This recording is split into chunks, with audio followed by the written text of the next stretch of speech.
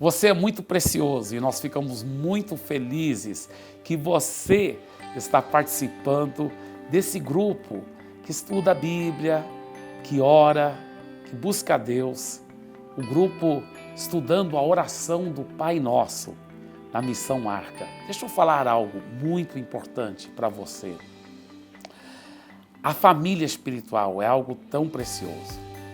E a Paz Church aqui em São Paulo, temos dezenas e dezenas de grupos que, mesmo depois da Missão Arca, depois que terminar as 4 semanas, vamos continuar reunindo em grupos um pouco maiores, mas estudando a Palavra de Deus, crescendo juntos.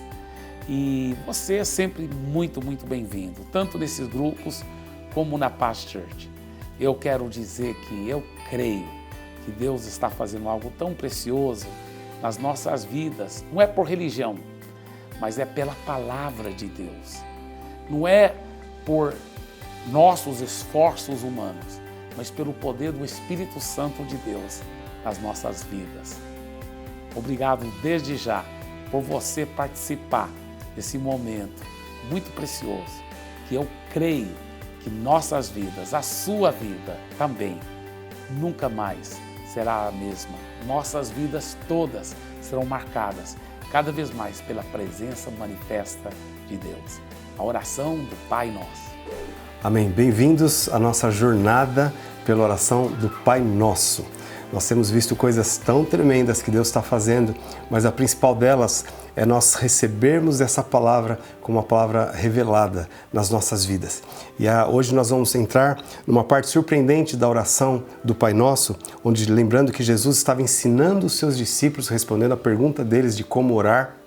E Jesus foi passando por esses princípios e chegou aqui nessa parte. O pão nosso de cada dia nos dá hoje. Eu tenho certeza que isso causou uma surpresa muito grande no coração dos discípulos. Eu queria que a gente pensasse um pouquinho como eles encararam isso. Eles conheciam, como nós já dissemos aqui, o Deus criador de todas as coisas, o Deus soberano do universo. E esse Deus convidando-os para serem filhos, para serem parte da família de Deus, para serem herdeiros de Deus, herdeiros de tudo aquilo que Deus é. Mas esse Deus tão grande se preocupa com coisas aparentemente tão pequenas, porque Jesus está ensinando aqui, falando sobre o pão, e aqui nós podemos enxergar também o pão como as necessidades básicas que nós temos, as necessidades de sobrevivência. Uau, é tão tremendo, porque aqui Jesus está revelando uma característica do coração do Pai. Deus é bom. Aquilo que é importante para você é importante para Ele. Ele tem foco na nossa vida, Ele tem foco. Nós temos hoje 7 bilhões de pessoas no mundo, além das pessoas que já nasceram e já morreram, mas nós somos únicos para Ele.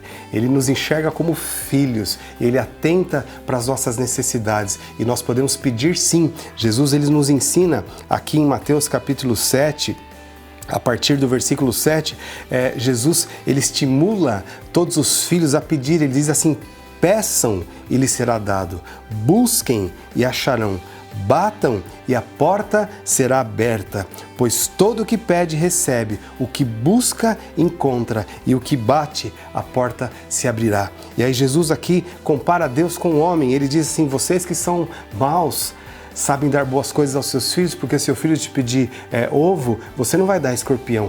Quanto mais o Pai dos céus dará boas coisas àqueles que pedirem.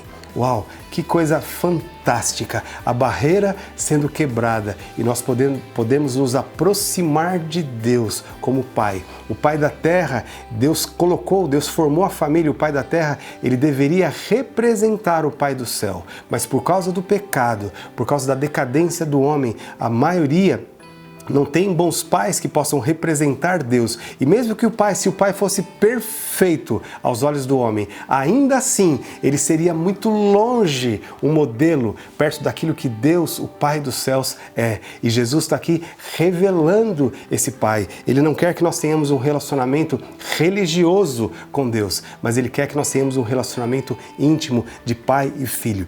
E tem um segundo aspecto também deste pão nosso de cada dia nos dá hoje, Jesus ele fala, nem só de pão viverá o homem, mas de toda a palavra que sai da boca de Deus. Então aqui Jesus também está falando sobre nós desejarmos, nós temos fome por aquilo que Deus tem para nos dar, não só as necessidades básicas, mas Deus tem muito mais para nos dar. Mas nós vamos receber à medida que nós tivermos fome. A fome é um ingrediente essencial para que nós possamos valorizar a comida. Eu me lembro, alguns anos atrás, eu tive o privilégio, junto com o pastor Eibe e alguns pastores, nós fomos para a Indonésia, e quando nós chegamos lá na igreja do pastor Edilio, ele já nos pegou no aeroporto e nos levou para um restaurante, comeu super bem.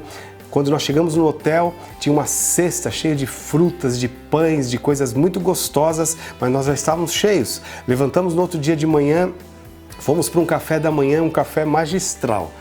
Depois fomos para uma reunião, saímos dessa reunião, ele nos levou para um almoço muito bom. E eu comi um pouco e no final da tarde ele passou e nos pegou e levou para um restaurante. Quando eu cheguei naquele restaurante, eu confesso que eu fiquei muito feliz de um lado e muito triste do outro.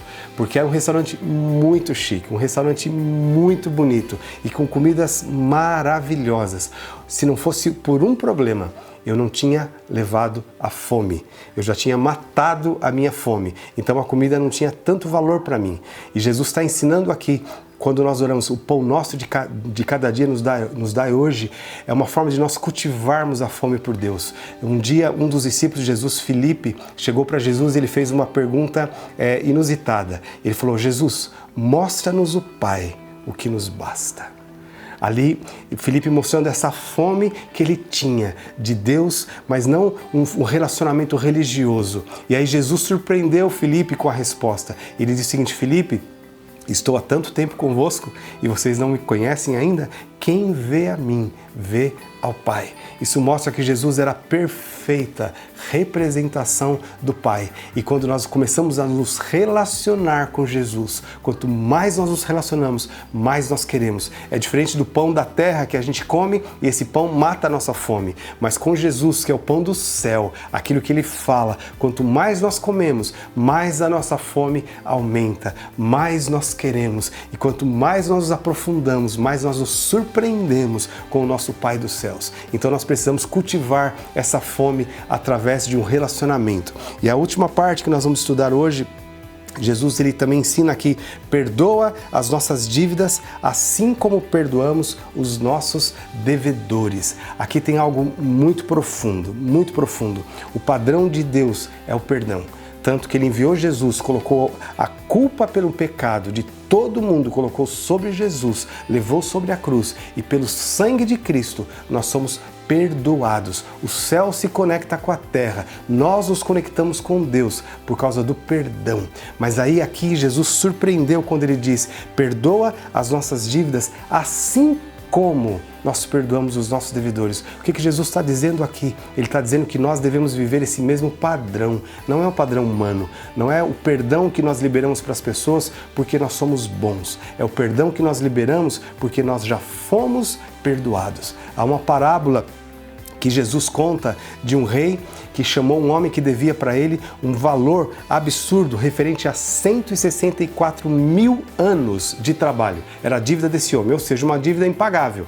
Impagável. Mas o rei chamou esse homem e falou, olha, você está perdoado, não me deve nada. E esse homem ficou muito feliz, saiu um peso das costas, mas ele saiu e encontrou um outro, um companheiro, um colega dele, que devia 100 dias de trabalho. E ele pegou esse homem pelo pescoço e falou, me paga, senão eu te coloco na cadeia. E o homem falou, eu não tenho como pagar. Então ele colocou o homem na cadeia. O rei ficou sabendo e chamou esse devedor e falou, eu não te perdoei 164 mil anos. Como você não pôde perdoar apenas 100 dias de trabalho? Porque você não perdoou, você também não é mais perdoado. Esse homem foi colocado na cadeia e ficaria lá até pagar a dívida que era impagável. Jesus mostra pra gente que isso é um exemplo muito claro do que acontece no mundo espiritual. As pessoas que não liberam perdão, elas são cativas da mágoa, cativas do rancor, cativas do ódio, e elas vão se definhando e vão morrendo porque estão presas. Então, se nós fomos libertos e perdoados,